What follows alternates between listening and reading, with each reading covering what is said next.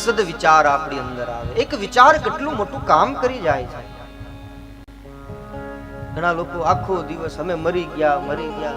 કોઈ એમ કહે કે અમારે તો હમણાં છોકરાના લગ્ન હતા, એ દોડધામમાં એકદમ થાકી જવાયું અને બધા જ આટલા દિવસ સુધી દોડધામ કરીને પછી તો મરાઈ ગયા. તો વળી છોકરો પરણ્યો તોય મરાઈ ગયા.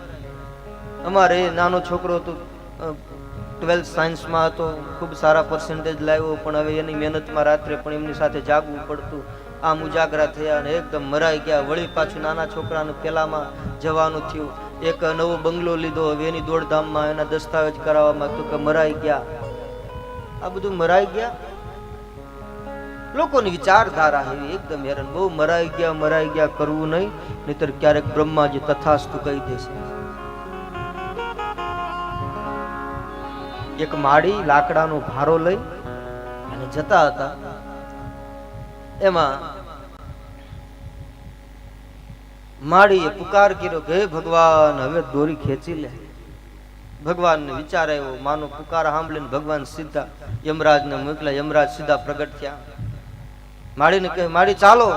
માળી કે તમે કોણ છો? તો કે અમે યમના દૂતો છીએ, તમને લેવા માટે આવ્યા. હમણાં તમે અમને પુકાર્યા, એટલા માટે તમને લેવા માટે અમે આવ્યા છે. માળી કે આ ભારો ચડાવો, અમારે આવવું નથી. લાકડાનો ભારો ચડાવ્યો ને માળી કે અમે જાય તો વાતો થાય, બહુ મુશ્કેલ છે.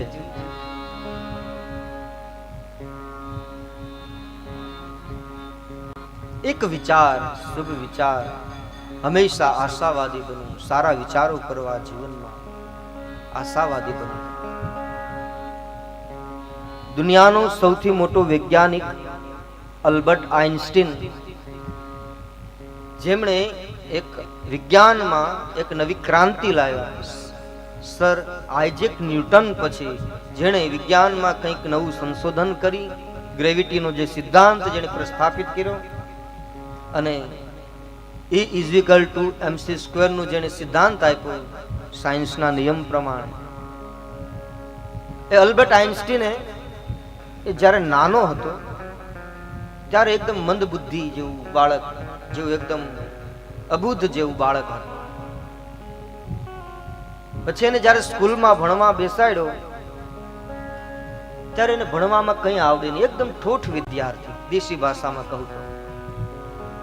એમના ટીચરે એમને એક પત્ર લખ્યો એમના વાલીને.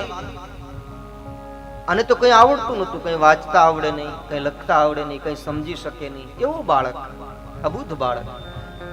અને પત્ર લખ્યો. પત્રમાં લખ્યું હોય છે કે આ તમારો બાળક જે છે એ એકદમ અભણ છે, પેલો અબુદ્ધ છે, એ મંદ બુદ્ધિ જેવું બાળક છે, એને કંઈ જ સમજાતું નથી. અમારી સ્કૂલમાં બીજા બાળકોનું પણ શિક્ષણ બગાડે છે.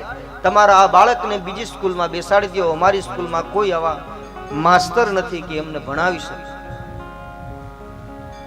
આવું પત્રમાં લખ્યું છે, ફરિયાદ છે એમના ટીચરની. એટલે અલ્બર્ટ આઇન્સ્ટીન બાલ્યાવસ્થામાં એમની માતાને એ પત્ર આપે છે અને માં વાંચે છે.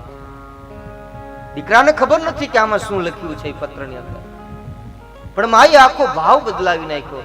જે એકદમ નિરાશાવાદી વિચાર હતો કે તમારો દીકરો એકદમ ઠોઠ છે, એને કંઈ આવડતું નથી, અમારી સ્કૂલમાંથી એમને ટ્રાન્સફર કરી દો બીજી સ્કૂલમાં, આવું કંઈ જ કીધું નહીં. માએ આખો વિચાર બદલી અને એમના દીકરાને કીધું, બેટા, છોકરાએ પૂછ્યું કે મમ્મી શું લખ્યું છે આ પત્રની અંદર? તો કહે, તારા ટીચરે તારા વખાણ કર્યા છે કે તમારા છોકરા જેવો હોશિયાર અમારી સ્કૂલમાં કોઈ બીજો વિદ્યાર્થી નથી.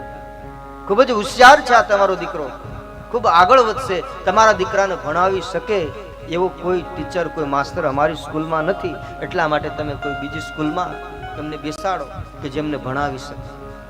આ વિચાર બાલ સહજ બુદ્ધિમાં એ બાળકના મનની અંદર પડ્યો, એક પોઝિટિવ વિચાર, અને એમની અસર એમના જીવનમાં કેવી કેવી ક્રાંતિ લાવી છે. વિચાર કરો, એ જ્યારે એમની માતા મૃત્યુ પામી પછી એમના જે અલમારીમાં થી એક પત્ર મળે છે, ને પત્રમાં એ પોતે પત્ર વાંચે જ્યારે, ત્યારે ખ્યાલ આવે છે કે એક વિચાર આ જગતનો સૌથી મોટો, એમ કહી શકાય અત્યારે વિજ્ઞાનમાં સૌથી પ્રમુખ દેણ જેની છે અલ્બર્ટ આઇન્સ્ટીન, જે કંઈ આપણે સંસાધનો આદિ જે ઉપયોગ કરી રહ્યા છે એના મૂળમાં સૌથી મોટો ફાળો હોય તો અલ્બર્ટ આઇન્સ્ટીનનો છે.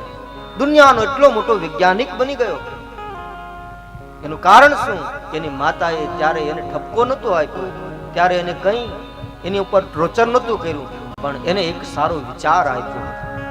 એક વિચાર એવડું મોટું કામ કરી જાય. હંમેશા શુભ વિચાર, સકારાત્મક વિચારધારા જીવનમાં હોવી જોઈએ. તો જીવનમાં સદગુરુ આપણને શું આપે તો કહે શુભ વિચારો આપે છે, સદ વિચારો આપે. એટલે સદગુરુ જીવનમાં હોવા જરૂરી છે, સદ વિચાર જીવનમાં હોવા જરૂરી છે. સદ વિચાર હશે તો પછી સદ માર્ગ મળશે.